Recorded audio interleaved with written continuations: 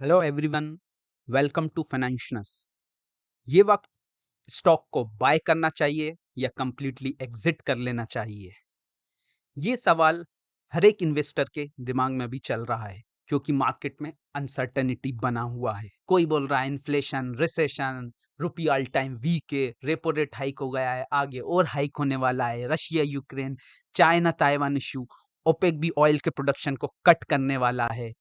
Europe में कोई कहता है यूरोप में एनर्जी क्राइसिस चल रहा है। मैं आप सबसे सिर्फ ये पूछना चाहूंगा कि अगर ये सारे क्राइसिस सॉल्व हो जाएं या अनसर्टेनिटी मार्केट से चले जाए तो क्या आपको स्टॉक्स करंट लेवल पर मिलेंगे? जी नहीं, आपको इस लेवल पर स्टॉक्स नहीं मिलेंगे। एक स्मार्ट इन्वेस्टर इन अपॉर्चुनिटीज का फायदा उठाता है और इन नॉइस को इग्नोर करता है। ये नॉइस तो हमेशा मार्केट में चलता ही रहेगा। यूएस में रिसेशन है, इंडिया में रिसेशन आ सकता है, लेकिन एक बात हमें हमेशा याद रखनी है, मार्केट हो या आदमी, फाइनली उसको जाना ऊपर ही है। तो आइए आज हम शुरू करते हैं, देखते हैं कि 10 कौन से स्टॉक्स हैं जिनको अभी हम बाय कर सकते हैं। एक बात हमेशा याद रखिए, मार्केट को टाइम दीजिए, मार्केट को टाइम करने की कोशिश कभी मत कीजिए। मार्केट का आज तक ना कोई टॉप पकड़ पाया है ना कोई बॉटम पकड़ पाया है। हमने जो टॉप 10 स्टॉक्स की जो लिस्ट अभी बनाई है, ये स्टॉक्स सारे के सारे स्टॉक्स फंडामेंटली बहुत ही स्ट्रांग है, इनके सेगमेंट बहुत अच्छा है, इनके प्रोमोटर्स एंड मैनेजमेंट स्ट्रांग है एंड फेयर हैं, और ये ऑलरेडी करेक्टेड प्राइस पर हैं। इनमें कुछ large cap, mid cap, small cap सभी को हमने चूज किया है, और कह सकते हैं कि कुछ इसमें मल्टी बेगर्स भी हमने चूज किए हैं जो इन फ्यूचर मल्टी बेगर बन सकते हैं। हमारी लिस्ट में फर्स्ट स्टॉक है Wipro. AI consulting, cloud data analytics, cyber security, digital marketing, engineering etcetera. देखिए, विप्रो का बिजनेस मॉडल बहुत बड़ा है। ये एक लार्ज कैप कंपनी है। अगर आप आईटी सेगमेंट की बात करते हैं तो अभी यूएस में स्लो डाउन है, यूरोप में थोड़ा स्लो डाउन है, और 70% business, Indian business, Europe and US से ही आता है। तो क्या हमें आईटी स्टॉक्स अवॉइड कर देना चाहिए, सारे बेच देना चाहिए? जी नहीं, मैं बिल्कुल ऐसा नहीं बोलूंगा। अगर अभी कुछ स्लो डाउन है तो क्या सेक्टर बाउंस बैक नहीं करेगा? एक बार सोचिए, एक बार सोचिए, एनीथिंग, कुछ भी आईटी के बिना पॉसिबल है क्या? आप, आपका मोबाइल, आपका ऐप, आप 5G यूज कर रहे हैं, गाड़ी चला रहे हैं तो लोकेशन ट्रैक कर रहे हैं, और एनीथिंग, कुछ भी, एनीथिंग, आप कोई भी पेमेंट कर रहे हैं तो आईटी का यूज कर रहे हैं। और इन फ्यूचर आईटी के बिना तो इमेजिन ही नहीं किया जा सकता। लास्ट 4-5 इयर्स में जो एक रेवोल्यूशनरी चेंजेस आया है उसको बिल्कुल भी इग्नोर नहीं किया जा सकता है, और नेक्स्ट 10 to 20 इयर्स में बहुत ही बड़ा ह्यूज ग्रोथ आईटी में देख रहा हूं। तो आईटी के लिए ये अभी एक्यूमुलेट करने का सही वक्त है। और हाँ, इस बात को नकारा नहीं जा सकता कि अभी आईटी में थोड़ा करेक्शन और डीप हो सकता है। चलिए विप्रो, विप्रो की बात करते हैं। मैं आपसे एक बात और पूछना चाहता हूं कि अगर आप किसी भी कंपनी का एनालिसिस कर रहे हैं फंडामेंटली, या उसका शेयर बाय करना चाहते हैं, तो सबसे पहले आप किस चीज को देखते हैं? वीडियो को पॉज करिए और मुझे आंसर करिए कमेंट्स में। जहां तक मेरा सवाल है, मैं सबसे पहले देखता हूं कंपनी के प्रोमोटर्स एंड मैनेजमेंट। जी हाँ, क्योंकि अगर प्रोमोटर्स फेयर हैं, मैनेजमेंट अच्छा है, तो मैं कंपनी पर ट्रस्ट कर सकता हूं, और जहां ट्रस्ट नहीं, जहां मुझे कॉन्फिडेंस नहीं, मैं वहां इन्वेस्ट नहीं करता हूं। मैंने अपने 15 इयर्स के कॉर्पोरेट एक्सपीरियंस के आधार पर, और इंटरनेट पर जो भी डेटा अवेलेबल है, जो भी न्यूज़ है, और मैं जितना भी इनके मैनेजमेंट को समझता हूँ और मीट किया हूँ, किसी भी कंपनी के मैनेजमेंट को मेरे 15 इयर्स एक्सपीरियंस में, उसके आधार पर मैंने प्रोमोटर्स और मैनेजमेंट को रेटिंग दिया है। मैं विप्रो को 8.5 रेटिंग दिया हूँ out of 10। Promoters and management, ROE 20.3, ROCE 21.1, जो कि एक लार्ज कैप के लिए काफी अच्छा है। 12.9%, ये भी अच्छा कहेंगे। 3 इयर्स का सेल्स ग्रोथ 10.4%, 3 इयर्स का प्रॉफिट ग्रोथ 10.8%। मैं जब भी किसी कंपनी का एनालिसिस करता हूं, 3 to 5 इयर्स उनका sales growth and profit growth दोनों जरूर देखता हूं। ये बहुत इंपॉर्टेंट है, इसको आप भी जरूर देखें जब भी एनालाइज करें। और पर्सनली मैं टॉप लाइन को ज्यादा इंपॉर्टेंस देता हूं as compare bottom line. Top line बोलें तो sales growth and bottom line बोलें तो प्रॉफिट ग्रोथ। आगे बढ़ते हैं। Stock P 18.7, industry P 24.6, fair enough. Price to book value 3.3।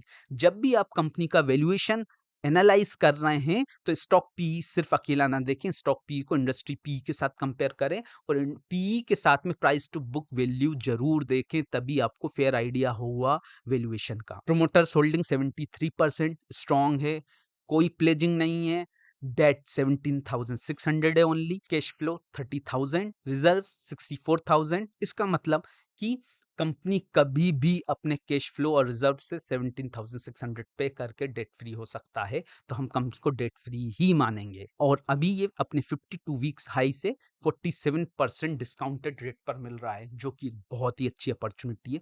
चलिए दोस्तों, चार्ट पर देखेंगे कि हम इसको कहां पर बाय कर सकते हैं। ये विप्रो का वीकली चार्ट लगा हुआ है, देखिए ये जो ग्रीन लाइन है दो, ये इसके सपोर्ट जोन है 365 एंड 340।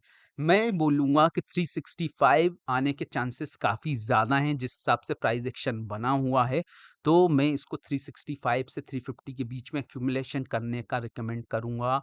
और अभी करंट प्राइस पर भी आप कुछ क्वांटिटी में बाय जरूर कर सकते हैं, और अगर 365 का भी ब्रेक होता है तो 340 इसका नेक्स्ट लेवल निकल कर आएगा। लेकिन 365 इज फेयर इनफ, बहुत ही अच्छा प्राइस है लॉन्ग टर्म्स के लिए, अगर आपका व्यू लॉन्ग टर्म है। हमारा नेक्स्ट स्टॉक है HCL technology, again IT, again large cap, application support and maintenance, digital consulting, cloud data and analytics, again similar kind of category. Promoters and management 9.5। Why 9.5? मैंने 9.5 इसलिए दिया है कि इनका work culture बहुत ही अच्छा है, इनका मैनेजमेंट, इनके प्रोमोटर्स बहुत ही अच्छे हैं।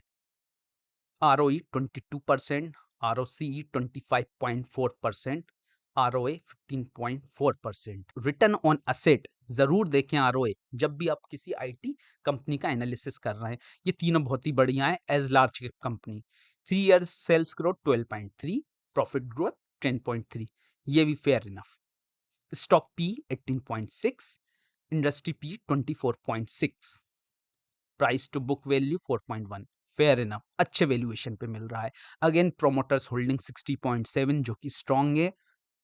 प्लेजिंग 0%, कोई प्लेज्ड नहीं है। डेट 6,300, जिसके अगेंस्ट फ्री कैश फ्लो 44,000 है, रिजर्व 61,000 है, तो अगेन हम इसको डेट फ्री ही कंसीडर करेंगे। ये अपने 52 वीक हाई से 31.4% करेक्ट हो चुका है। चार्ट पर देखिए इसका क्यूमुलेशन जोन 890 से 905 के करीब, ये एक अच्छा क्यूमुलेशन जोन है जहां पर इसको एक्यूमुलेट किया जा सकता है, और इसके नीचे 810 पर भी इसको बाय किया जा सकता है। अगर आप अभी इंटरेस्टेड नहीं है तो ये अगर 810 पर मिलता है तो इसको जरूर बाय करना चाहिए।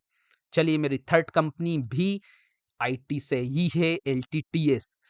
इस कंपनी पर मैं बहुत बुलिश हूँ, इंजीनियरिंग डिजाइन प्रोडक्ट डेवलपमेंट, और आप देखिए इसकी डिस्ट्रप्टिव टेक्नोलॉजी जो कि फ्यूचर है, 5G, AI, collaborative robots, digital factory, huge potential में इसको देख सकता हूँ। एलएनटी का ब्रांड नेम जुड़ा हुआ है।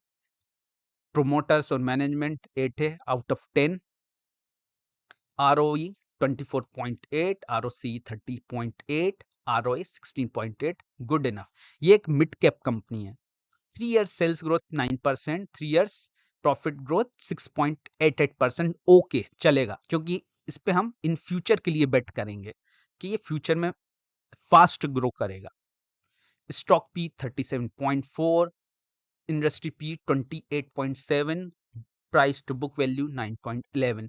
ये थोड़ा सा महंगा इसका वैल्यूएशन है, क्योंकि ये एक फ्यूचरिस्टिक बिजनेस में। प्रोमोटर्स होल्डिंग 73.9 है, pledging 0%, debt 477, free cash flow 2600, reserve 4141।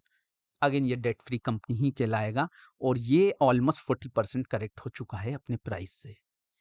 ये देखिए, इसको आप अभी करंट लेवल पर भी बाय कर सकते हैं 35,091, और इसका एक बहुत बड़ा सपोर्ट निकल के आ रहा है 3,000 के अराउंड। 3,000 के अराउंड तो इसको बिल्कुल छोड़ना ही नहीं चाहिए, लेकिन अभी करंट लेवल पर भी ये एक अच्छा प्राइस है इस कंपनी के लिए, और इस कंपनी के लिए मैं बहुत बुलिश हूँ। नेक्स्ट कंपनी हमारा ग्रीन पैनल। ये एक स्मॉल कैप कंपनी है जो कि मेरी नज़र में एक मल्टी बेगर भी बन सकता है, और अगर आप लास्ट 2 इयर्स की कुछ परफॉर्मेंस देखेंगे, ये अपने आप में एक मल्टी बेगर ऑलरेडी है भी। ये मैन्युफैक्चर क्या करता है, plyboard, MDF, HDF, block board, डोट एक्सेट्रा। इसका मेन जो बिजनेस है एमडीएफ का है, जो कि मीडियम डेंसिटी फाइबर। इसमें ये मार्केट लीडर है, ऑलमोस्ट 70% का मार्केट शेयर है। आपने ग्रीन प्लाई का नाम जरूर सुना होगा, उसके प्रोमोटर्स, उसके कुछ मैनेजमेंट के लोगों ने ही इसको अगेन अलग होकर स्टार्ट किया है। इसका प्रोमोटर्स एंड मैनेजमेंट 7, क्योंकि एक्सपीरियंस्ड है इसलिए इसको 7 दिया है। बाकी इनमें किसी भी जो भी कंपनी मैंने चूज की है, किसी भी में भी प्रोमोटर्स या मैनेजमेंट को रेड फ्लैग नहीं है, पहली चीज। लेकिन जो छोटी कंपनी होती हैं, स्मॉल कैप्स होती हैं, उनको हम बहुत ज़्यादा एनालाइज नहीं कर सकते हैं, क्योंकि मेरे एक्सपीरियंस में, कॉर्पोरेट एक्सपीरियंस पे भी मैं इन कंपनियों को कभी डील नहीं किया हूँ। दूसरी चीज़, जो भी नेट पर हमारी इंफॉर्मेशन अवेलेबल होती है, उसके आधार पर जो न्यूज़ हैं और कुछ हमारे पास जो लिंक होते हैं कंपनी से रिलेटेड, कुछ लोग को हम जानते हैं या कंपनी बिजनेस कैसा कर रहा है, उसी आधार पर प्रोमोटर्स और मैनेजमेंट को हमने रैंकिंग या रेटिंग दिया है। मार्केट कैप 5200 का, जैसे कि मैंने बताया, स्मॉल कैप पे आरओई 28.8%, आरओसी 29.7%, जो कि गुड इनफ है, बहुत अच्छा है, मैं बोलूँगा काफ़ी अच्छा है स्मॉल कैप के लिए भी। 3 year sales growth 39.5, my God, means almost 40% ग्रोथ। I love such kind of company. 3 years growth 91 point, ये प्रॉफिट ग्रोथ है दोस्तों। स्टॉक पी अब भी 18.1 पर ही ट्रेड कर रहा है सिर्फ, जबकि इंडस्ट्री पी 26.6 है और प्राइस टू बुक वैल्यू 5.5। तो ये अभी अच्छे वैल्यूएशन पर ही मिल रहा है। प्रोमोटर्स होल्डिंग 53.1 गुड है, 50 के ऊपर काफी मैं गुड ही मानता हूँ। प्लेजिंग कुछ भी नहीं है, डेट नेग्लिजिबल है, फ्री अगेंस्ट कैश फ्लो, तो ये भी एक डेट फ्री कंपनी है। रिजर्व्स आप देख सकते हैं 52 वीक से 32% लो पर चल रहा है। ये इसका वीकली चार्ट है। दोस्तों, हम वीकली चार्ट क्यों देख रहे हैं? जब भी हम इन्वेस्टमेंट करते हैं तो क्योंकि हमारी सोच लॉन्ग टर्म होती है, तो या तो मंथली चार्ट देखो या वीकली चार्ट देखो। लोग डेली चार्ट देखते हैं, उससे उसका कुछ लेना देना नहीं है। आप डेली प्राइस चेक ना करें अपने इन्वेस्टमेंट में, अन्यथा आपको मार्केट आपके स्टॉक सेल करवा देगा। ये बात आप बिल्कुल याद रखिए। और कुछ लोग मैंने देखा है इसमें आरएसआई, एमएससीडी यूज करते हैं इन्वेस्टमेंट के लिए, देखते हैं वीक हो गया, स्ट्रांग हो गया। अरे भाई, आरएसआई, एमएससीडी इन्वेस्टमेंट के लिए नहीं है। आप क्या पोजिशनल, आपके पोजिशनल या स्विंग ट्रेड ले रहे हैं, तो आप फिर भी एक बार इन इंडिकेटर्स को यूज कर सकते हैं। आपको इंडिकेटर यूज करना है तो सिर्फ और सिर्फ मूविंग एवरेज 200। क्यों? क्योंकि मूविंग 200 मूविंग एवरेज एक ऐसा मूविंग एवरेज है जहां पर इंस्टीट्यूशंस बाय करते हैं, तो वो एक वैलिड हुआ। अगर आपको प्राइस एक्शन नहीं आता है तो बस आप ये इतना ध्यान रखिए, जो मैं बता रहा हूँ ये प्योरली कैंडलस्टिक में, बिल्कुल प्योरली हार्डकोर ट्रेडर हूँ, उसके आधार पर ही आपको बता रहा हूँ। किसी भी आपको इंडिकेटर किसी की भी जरूरत नहीं है इन्वेस्टमेंट में। सब फॉल्स इंफॉर्मेशन देंगे अगर आप इन्वेस्टमेंट करना चाह रहे हो, अगर आप ट्रेडिंग नहीं चाह रहे हो। तो ये 420 पे एक अच्छा प्राइस है, लेकिन मुझे लगता है कि शायद यहाँ से भी ब्रेक हो सकता है, तो 360 का राउंड ये बहुत ही अच्छा इन्वेस्टमेंट हो जाएगा। लेकिन दोस्तों याद रखिएगा, ये कंपनी स्मॉल कैप है, इसमें अपनी कैपिटल का, अपने पोर्टफोलियो का 2% से ज़्यादा इन्वेस्ट ना करें। ये जितनी भी स्मॉल कैप होती हैं, high risk high gain company होती है, पर ये कंपनी बहुत अच्छा लगता है मुझे एज अ सेगमेंट। और अगर आप रियल एस्टेट में प्ले करना चाहते हो, ये इनडायरेक्टली रियल एस्टेट का प्ले भी हो गया, जो कि रियल एस्टेट से कम रिस्की है। हमारा नेक्स्ट स्टॉक है लिस्ट में बालाकृष्णा इंड। ये टायर मैन्युफैक्चरर है, agriculture tyres, industry tyres and OTR tyres. मतलब एक तरीके का ये काफी निश शोर बोलना चाहिए, एक तरीके का इन लोगों का भी मोनोपोली है। एक मिड कैप कंपनी है, अच्छे प्रमोटर्स हैं इसके, 8 आउट ऑफ 10 में देता हूँ। R O 21.9, R O C 23.8, 3 years sales growth 16.8, 3 years profit growth 23.4 है। काफी स्टेबल बिजनेस है इन लोगों का और स्टेबल स्टॉक ही मैं बोलूंगा। Stock P 25.8, industry P 27.1, price to book value 5.25, अच्छे वैल्यूएशन पे, ओवरऑल एक मतलब फेयर वैल्यूएशन है। प्रोमोटर्स होल्डिंग 58.3, प्लेजिंग कुछ नहीं है, डेट फ्री कैश फ्लो, ये डेट फ्री कंपनी है बोलूंगा। 52 वीक हाई से 28.6% ये करेक्टेड है, देखिए चार्ट पर। और मैं आपको बताऊं, ये बहुत ज़्यादा करेक्शन नहीं देता है। इसका फर्स्ट बाइंग जोन होगा 1750 के आसपास, जो मैंने ग्रीन लाइन ड्रॉ करी हुई है, वो दोनों ग्रीन लाइन सपोर्ट हैं स्ट्रेट। और 1750 से रेड मैंने मार्क किया हुआ है, देखिए ये एक बाइंग जोन है। और अगर आप 1750 पर इसको नहीं लेना चाहते हैं तो 1500 एक इसका बहुत ही अच्छा प्राइस होगा। मैं नहीं बोल सकता प्राइस आएगा या नहीं आएगा। और इनका सेगमेंट बहुत अच्छा है, और ये इन्फ्लेशन के कारण इनका रबर और मटेरियल कॉस्ट बढ़ा, जिसके कारण ये प्राइस थोड़ा नीचे आया है। चलिए नेक्स्ट कैटेगरी पे, नेक्स्ट स्टॉक में मूव करते हैं। नेक्स्ट स्टॉक है दीपक नाइट्राइट, केमिकल मैन्युफैक्चरर है। और दीपक नाइट्राइट को आई थिंक केमिकल में कौन नहीं जानता, एक मल्टी बेगर रहा है, organic, inorganic, fine, specialty chemical, phenolics, ये सारे इनके बिजनेस है। प्रोमोटर्स एंड मैनेजमेंट 7.5 है out of 10, ROE 37.4, ROC 44.5, 3 year sales growth 36.1। Guys बहुत ही अच्छी ग्रोथ ROE ROC है। कुछ मंथ पहले इनके एक मेन यूनिट में आग लग गया था, फायर हो गया था, बड़ा न्यूज़ आया था, बड़ा नुकसान हुआ था। तो क्या हुआ? तो क्या कंपनी बंद हो जाएगा? नहीं, ऑलरेडी यूनिट स्टार्ट हो गया, सब यूनिट का इंश्योरेंस किया हुआ था। बस इनकी सेल्स में थोड़ा सा कमी आया क्योंकि काफ़ी टाइम उनका वर्क बंद रहा उस यूनिट में। तो इसका प्राइस इसी वजह से डाउन है। और बोलना चाहिए अभी इनकी मटेरियल कॉस्ट इन्फ्लेशन के कारण काफ़ी बढ़ गई, इनके मार्जिन अभी काफ़ी कम है, लेकिन इनका एक्सपांशन प्लान चल रहा है।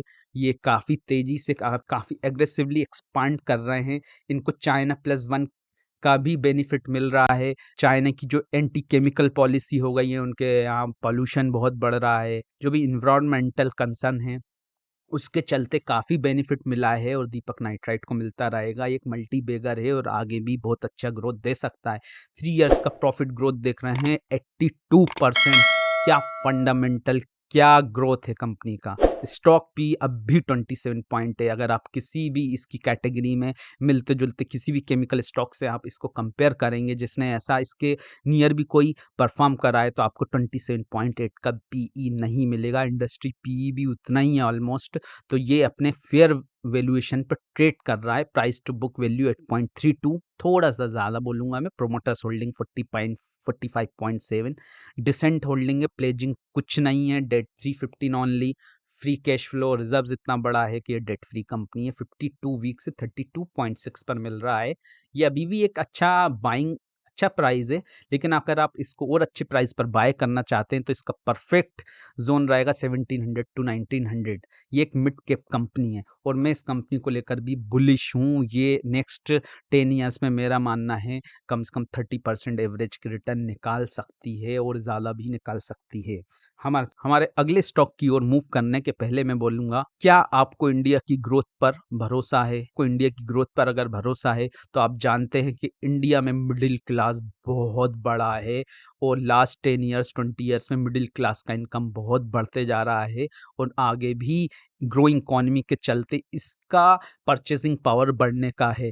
और इंडिया में गर्मी भी ईयर ऑन ईयर बढ़ते जा रहा है। जो एक सेगमेंट है जो बहुत ही अंडर पेनिट्रेट है और वो मैं बोलूँगा एसी सेगमेंट है, जिसको प्रीमियम प्रोडक्ट माना जाता था। तो मैं 10 टू 20 ईयर्स इस सेगमेंट पे बुलिश हूँ, क्योंकि इंडिया का परचेसिंग पावर बढ़ना है मिडिल क्लास का, तो एसी तो परचेस होना ही होना है। इस कैटेगरी में मैंने सेलेक्ट किया है एम्बर एंटरप्राइजेस। ये कॉन्ट्रैक्ट मैन्युफैक्चरर हैं, एसी, वॉशिंग मशीन और भी कई प्रोडक्ट ये अपने बनाते हैं। इसी कैटेगरी में एक और स्टॉक है जो है डिक्सन टेक्नोलॉजी, पर मैंने उसको सिलेक्ट नहीं किया है क्योंकि उसका वैल्यूएशन बहुत ज़्यादा हाई है अभी।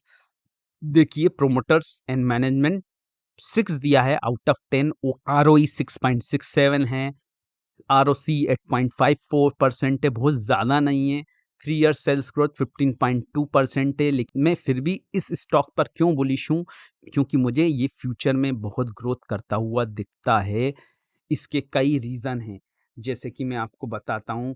आत्मनिर्भर भारत का इसको एडवांटेज मिलना है, PLI स्कीम इसको मिल चुका है, China plus one category, China plus one का इसको बेनिफिट मिलना है, मैन्युफैक्चरिंग हब इंडिया को बनाना है, ये इंडिया का टारगेट है, ये इंडिया की पॉलिसी है कि मैन्युफैक्चरिंग हब बनाया जाए। तो इस सभी के चलते इतने बेनिफिट्स इस कंपनी को मिलना है और इतना अच्छा सेगमेंट में ये वर्क कर रहा है। ओनली थिंग खराब बात सिर्फ इस कंपनी का बोलना चाहिए सेगमेंट में ये है कि ये कॉन्ट्रैक्ट मैन्युफैक्चरर हैं, तो इनका मार्जिन काफ़ी लो है। अभी रिसेंट में सेमीकंडक्टर का इशू चला था और क्योंकि अभी इन्फ्लेशन कॉस्ट बहुत बढ़ गया तो इनका मटेरियल कॉस्ट बढ़ा, जिसको ये इनके एंड कस्टमर जैसे कि वोल्टास है और अदर जो भी एसी एसी के कंपनीज हैं उनको पास ऑन नहीं कर पाए, तो इनका मार्जिन और कम हो गया और जिसके कारण इस स्टॉक की पिटाई हो गई है। 3 इयर्स प्रॉफिट ग्रोथ 6% है, स्टॉक पी 57.4 है। ये स्टॉक पी आपको काफ़ी ज़्यादा लग रहा होगा, लेकिन फ्रेंड्स अगर आप डिक्सन का पी देखेंगे तो बहुत ज़्यादा हाई है। इस सेगमेंट में स्टॉक पी हाई ही होता है। इसका प्राइस टू बुक वैल्यू 4.6 है। Promoters holding 40.3। Industry P ratio जो 4 बता रहा है, ये टाइपिंग मिस्टेक हो गया है। ये आई थिंक 47 45 अराउंड है, तो ये इसको 4 मत लीजिएगा। ये पी रेशियो 47 अराउंड है जो इंडस्ट्री का पी है। तो समहाउ ये थोड़ा सा एक्सपेंसिव स्टॉक है और हमेशा एक्सपेंसिव तो रहना ही है ये सेगमेंट। प्लेजिंग कुछ भी नहीं है, अच्छी बात है। डेट जो है 1069, फ्री कैश फ्लो 38.1701 का इन पे रिजर्व है, तो हम इसको डेट फ्री कंपनी ही कंसीडर करेंगे। और ये अच्छा खासा करेक्ट हो चुका है, ऑलमोस्ट 41% अपने 52 वीक्स हाई से करेक्ट हो चुका है। अब देखिए, ये इसका एक बाइंग जोन है जहां पर ये अभी है, एक्यूमुलेट हो रहा है, और हो सकता है यहाँ से एक ब्रेकआउट भी होता हुआ दिख रहा है वीकली चार्ट पर। तो इसको करंट प्राइस पर बिल्कुल बाय किया जा सकता है। और अगर आप इसको और नीचे आने का वेट करते हैं तो इसका नेक्स्ट सपोर्ट 1700 के अराउंड है, ये ग्रीन लाइन जो है। लेकिन ये 1700 मुझे आता हुआ नहीं दिखता है। अगर आपको वेट ही करना है तो ये यहाँ पर वेट कर सकते हैं समवेयर अराउंड 2020 समवेयर अराउंड 2200, और नहीं तो अभी ये अच्छी प्राइस रेंज में है, इसको बाय किया जा सकता है लॉन्ग टर्म के लिए। चलिए नेक्स्ट स्टॉक की तरफ मूव करते हैं। ये स्टॉक भी मल्टी बेगर हो सकता है। इसका नाम है Prince pipe. CPVC pipe and items बनाता है। यूपीवीसी के जो भी पाइप्स आइटम्स, मतलब उनमें एल्बो वगैरह, टी और बहुत से आइटम्स होते हैं ना, तो प्लास्टिक काइंड ऑफ पाइप होते हैं। सीपीवीसी जिसको हॉट एंड कोल्ड वाटर के लिए यूज करते हैं, यूपीवीसी सिर्फ और सिर्फ नॉर्मल वाटर के लिए होता है, मतलब हॉट वाटर के लिए नहीं होता है। इस सेगमेंट में मैं बहुत बुलिश हूँ, बहुत ही अच्छा सेगमेंट है, क्योंकि हर घर जल योजना का इसको सपोर्ट है, जल जीवन मिशन का इसको सपोर्ट है, पीएलआई भी इस पर आ रहा है। प्रोमोटर्स एंड मैनेजमेंट को मैं 6 दूंगा। ROE 21.6, ROC 27.6, 3 year sales growth 19.1। ये कंटिन्यूअसली ये कंपनी क्वार्टर ऑन क्वार्टर अच्छा कर रहा है इन्फ्लेशन होते हुए भी। 3 इयर्स प्रॉफिट ग्रोथ इसका 46.2 है। स्टॉक पी 25.8 है। इंडस्ट्री पी 28.6 इंडस्ट्री पी से काफ़ी नीचे हैं। और इसका जो एस्ट्रल पॉली जो कॉम्पिटिटर है, जो कि मार्केट लीडर है, उसका अगर आप पी देखें तो ऑलमोस्ट 90 के अराउंड है। तो ये एक तरीके से बहुत ही अभी अच्छे वैल्यूएशन पे मिल रहा है। मैं इस पर बुलिश हूँ। ये स्टॉक्स जरूर मल्टी बेगर बन सकता है, लेकिन आपके पास होल्डिंग्स होना चाहिए, इसका लॉन्ग पीरियड होना चाहिए। देखिए प्राइस टू बुक वैल्यू 5.05 बहुत ही फेयर वैल्यूएशन पे है। प्रोमोटर्स होल्डिंग स्ट्रांग है, प्लेजिंग कुछ भी नहीं है, डेट 152 करोड़ है, फ्री कैश फ्लो नहीं है इसका, ये जरूर एक नेगेटिव 33, लेकिन इनका रिजर्व 1155 है, तो ये डेट फ्री कंपनी ही कहलाएगा। और अभी ऑलमोस्ट 35% डिस्काउंटेड रेट पे है। और ये जो अभी इतने बड़े बड़े फॉल आए थे, तब भी इस स्टॉक में उतना फॉल नहीं आया है। देखिए वीकली बेसिस पे कंसोलिडेट ही कर रहा है, बहुत ज़्यादा बड़ा फॉल नहीं है इसमें, क्योंकि इसके फंडामेंटल्स अच्छे हैं, लोगों को इससे एक्सपेक्टेशंस हैं। और जहां मार्केट बुलिश होगा, ये कंसोलिडेशन में ये एक बड़ा ब्रेकआउट देके यहाँ से मल्टीफोल्ड रिटर्न दे सकता है। तो मेरी बिल्कुल मैं इसको करंट लेवल पर भी रिकमेंड करता हूँ। और इसका अगर आप और इंतज़ार करेंगे यहाँ से कभी इसमें ब्रेकडाउन होता है, 480 500 के पास में मिलता है, तो ये एक बहुत ही अच्छा प्राइस होगा जहाँ इसको आप बाय कर सकते हैं। लक्ष्मी ऑर्गेनिक हमारा नेक्स्ट, ये भी एक मल्टी बेगर हो सकता है, लेकिन याद रखिएगा high risk high gain stock है। एसिटाइल इंटरमीडिएट सॉल्वेंट मेन इनके ये प्रोडक्ट्स हैं, बहुत ही एक्सीलेंट सेगमेंट में हैं। डिक्केटीन जिसको बोलते हैं, ये डिक्केटीन में मोनोपोली है इनका, हाईली प्रॉफिटेबल बिजनेस है ये जो है। और ये फ्लोर केमिकल में भी एक जॉइंट वेंचर कर रहे हैं बाहर की कंपनी के साथ, वो भी बहुत ही प्रॉफिटेबल बिजनेस होता है। प्रोमोटर्स फिर अगेन 6 से, क्योंकि स्मॉल कैप पे हम बहुत ज़्यादा कॉन्फिडेंट नहीं हो सकते हैं। ओनली थिंग ये रहता है स्मॉल कैप जो भी चूज़ हैं उनमें कोई भी प्रोमोटर्स और मैनेजमेंट में रेड फ्लैग नहीं है। ROE 21.9, ROCE 25.6 है, बहुत अच्छा। 3 year sales growth 25.3, 3 years profit growth 52.6, बहुत अच्छा। 41.2 स्टॉक पी है। Industry P 27, price to book value 6.9, promoters holding 72.5, strong है, प्लेजिंग कुछ नहीं है, डेट 139 है, फ्री कैश फ्लो नहीं है, लेकिन अगर रिजर्व्स देखेंगे तो ये एक तरीका डेट फ्री कंपनी है। थोड़ा सा एक्सपेंसिव स्टॉक ज़रूर है ये, इसको 2% से ज़्यादा इन्वेस्ट ना करें अपने पोर्टफोलियो का। डिस्काउंटेड है 43% अपने टॉप से। इसका देखिए अभी करंट प्राइस से मैं बोलूँगा कि इसका थोड़ा सा वेट करना चाहिए, एटलीस्ट 300 कि अगर ये आ जाता है 275-300 की रेंज में, बहुत अच्छा बाइंग प्राइस कहलाएगा इसका, जो कि इसका सपोर्ट भी है, ये ग्रीन लाइन जो मैंने दिखाया है। नेक्स्ट स्टॉक की तरफ मूव करते हैं। हमारा लास्ट स्टॉक है CDSL, सेंट्रल डिपॉजिटरी सर्विसेज। ये डिपॉजिटरी सर्विस देते हैं, इसको तो आप जरूर जानते ही होंगे, शेयर मार्केट में है तो। Promoters and management 7.5 out of 10, ROE 31.5, ROC 41.4, real sales growth, profit growth क्या है 41 और 39, मतलब 40 मान लीजिए। स्टॉक पीट 42.7, इंडस्ट्री पीट 26.6, इंडस्ट्री से थोड़ा सा महंगा है, प्राइस टू बुक वैल्यू भी 11.9 है। प्रोमोटर्स होल्डिंग सिर्फ 20% ही है, प्लेजिंग कुछ नहीं है, डेट आपका नेग्लिजिबल है, रिजर्व्स, फ्री कैश फ्लो बहुत अच्छा है। इसकी मेन बात ये है कि ये एक इसमें ज़्यादा कैपिटल का ज़रूरत ही नहीं है कंपनी को। और आपने इंश्योरेंस सेक्टर की न्यूज़ भी ज़रूर सुनी होगी, जिससे CDSL को बहुत बड़ा बेनिफिट मिलने वाला है, इसलिए ये एक मल्टीफोल्ड रहेगा। और अभी इंडिया में इनकम बढ़ रहा है, शेयर मार्केट की तरफ तो लोग अब आना शुरू हुए हैं, ये मल्टीफोल्ड होने वाले हैं आने वाले टाइम में। US यूरोप में बहुत ज़्यादा पॉपुलेशन एक्टिव है स्टॉक मार्केट में, जो इंडिया में नहीं है। तो इंडिया में तो जस्ट स्टार्ट हुआ है, तो इनका प्रॉफिट तो बढ़ना ही है, बस आपको लॉन्ग टर्म इसको होल्ड करना होगा। इसका बाइंग प्राइस देख लेते हैं। इसका बाइंग प्राइस देखिए, ये बाइंग जोन है ग्रीन लाइन में जो दिया हुआ है, और ये रेड लाइन जो किया हुआ है, ये बाइंग जोन, इसका मतलब एक सपोर्ट जोन है बहुत बड़ा, 950 टू 1105। अगर ये 1100 के अराउंड यहाँ कहीं मिलता है तो बहुत ही अच्छा प्राइस जोन रहेगा इसको बाय करने। और अगर ये यहाँ से ब्रेक होकर कभी नीचे आता है तो इसको एवरेज किया जा सकता है, परंतु ये करंट लेवल पर भी बाय किया जा सकता है स्मॉल क्वांटिटी में, और इसको धीरे धीरे एक्यूमुलेट करा जा सकता है। एक बात हमेशा याद रखिएगा, CDSL भी एक small to mid cap company है। जितनी भी स्मॉल कैप कंपनी है उनमें आप ज़्यादा एवरेजिंग नहीं करें, और अगर आप एवरेजिंग करते भी हैं तो सबसे पहले तो आपको फॉल का रीज़न पता होना चाहिए। अगर फॉल किसी ऐसे रीज़न से हुआ है जो कि टेम्परेरी है तो वो आपके लिए एक अपॉर्चुनिटी हो सकता है, लेकिन कोई फॉल किसी परमानेंट प्रॉब्लम के चलते हो रहा है, किसी में मैनेजमेंट में कुछ प्रॉब्लम हो रहा है या प्रोमोटर्स में कुछ हो रहा है, कॉर्पोरेट गवर्नेंस का इशू है, ये बहुत बड़े इश्यूज होते हैं, वहाँ आप बिल्कुल भी एवरेज ना करें। और अगर आप स्मॉल में कभी भी कैप में कभी भी एवरेज करते हैं, तो जैसे फॉर एग्जांपल अभी कोई स्टॉक आप 1000 में करते हैं तो आप 5-10% गिरने पर ही उसे एवरेज ना करें, कम से कम 25-20% और गिरता है, वहाँ से 1000 है तो 800-700 आता है, तो वहाँ पर एवरेज का सोचें। ये कंपनीज, क्योंकि स्मॉल कंपनीज काफ़ी रिस्की होती हैं एवरेज के लिए, सिर्फ फंडामेंटली लार्ज कैप में ही एवरेज करना चाहिए, वो भी सोच समझ कर। अगर आप बिल्कुल कॉन्फिडेंस हो उन पर और आप पॉजिटिव हो, आपको न्यूज़ पता है कि कुछ भी उसमें लॉन्ग टर्म में खराबी नहीं है, तो वहाँ पर एवरेज कर सकते हैं। इसके ऊपर भी मैं कभी वीडियो बनाऊंगा। तो ये थे हमारे 10 स्टॉक, टॉप 10 स्टॉक्स जिनको अभी बाय किया जा सकता है, जिनमें काफ़ी पोटेंशियल है, जो कि बहुत ही सेफर बेट बोली जा सकती हैं, जिनके वैल्यूएशन गुड है, ऑलरेडी करेक्टेड प्राइस पर हैं, जिनका मैनेजमेंट अच्छा है, कोई कॉर्पोरेट गवर्नेंस इशू नहीं है, जिनका सेगमेंट बहुत स्ट्रांग है, और जिनमें मैं फ्यूचर ग्रोथ देखता हूं।